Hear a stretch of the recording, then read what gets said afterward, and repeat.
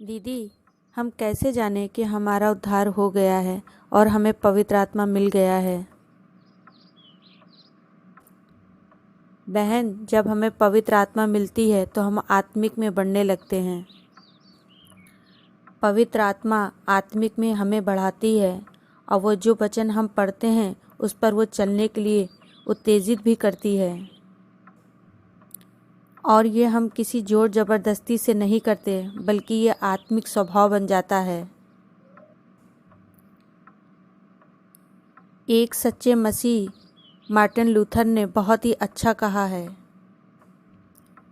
अधिकतर हम सोचते हैं कि हमें धर्मी बनने के लिए भले कार्य करने हैं, पर हम जब सही माने में प्रभु को अपना उद्धारकर्ता करके ग्रहण कर लेते हैं तो हम भले काम करने लगते हैं।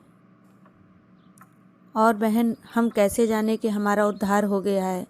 ये बातें अगर हमारे जीवन में पाई जानी चाहिए। अब एक नई सोच आ जाती है संसार को देखने की। पहले मैं अपने व अपने परिवार के लिए जीती थी और शारीरिक और सांसारिक अभिलाषाओं में अपना जीवन बिताती थी, जिसमें बुराई भी थी।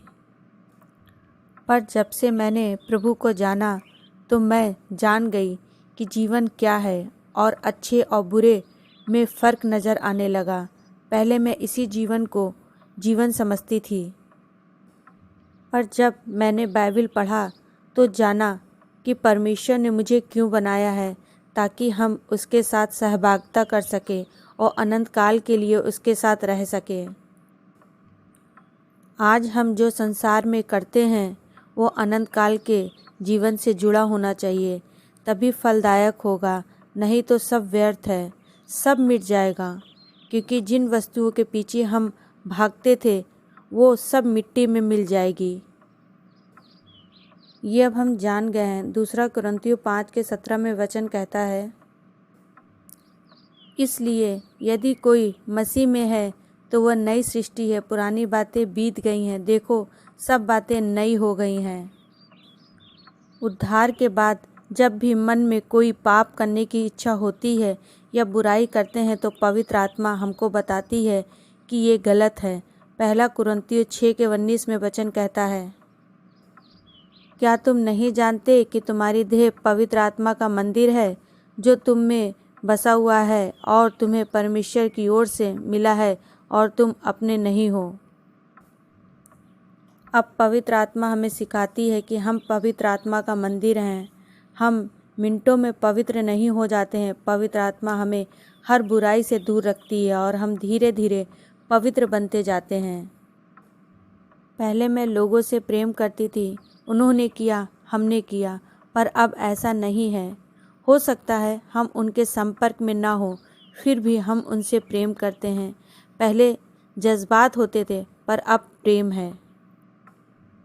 लूका 6:32 में प्रभु का वचन कहता है, यदि तुम अपने प्रेम रखने वालों के साथ प्रेम रखो तो तुम्हारी क्या बड़ाई, क्योंकि पापी भी अपने प्रेम रखने वालों के साथ प्रेम रखते हैं।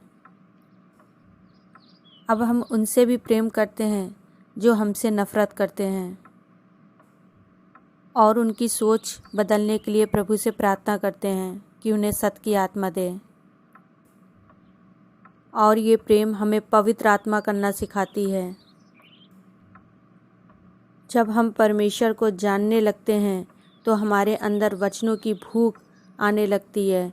अगर हम बाइबल पढ़कर ज्ञान प्राप्त कर रहे हैं तो हम आत्मा में नहीं बढ़ रहे हैं, तो समझ लें कि अब हमको ज्ञान ही मिलेगा, उद्धार नहीं।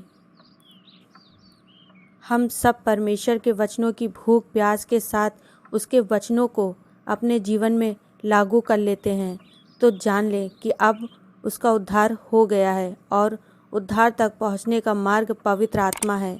बिना पवित्र आत्मा के हम उद्धार नहीं प्राप्त कर सकते हैं।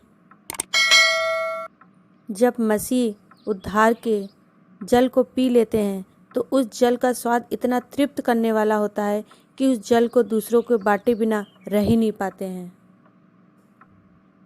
ये एक सच्चे मसीह की निशानी होती है। जब हम पवित्र आत्मा के साथ सहभागिता रखते हैं तो हम में आत्मा का फल नज़र आने लगता है, जो गलातिया 5 के 22 और 23 में कहता है, प्रेम, आनंद, शांति, धीरज, कृपा, भलाई, विश्वास, नम्रता और संयम ये आत्मा का फल है। ये सब गुण सच्चे मसीह में पाए जाते हैं। धन्यवाद हो प्रभु का इन वचनों के लिए, ताकि हम अपने आप को जांच सकें कि हम आत्मिक में बढ़ रहे हैं कि नहीं।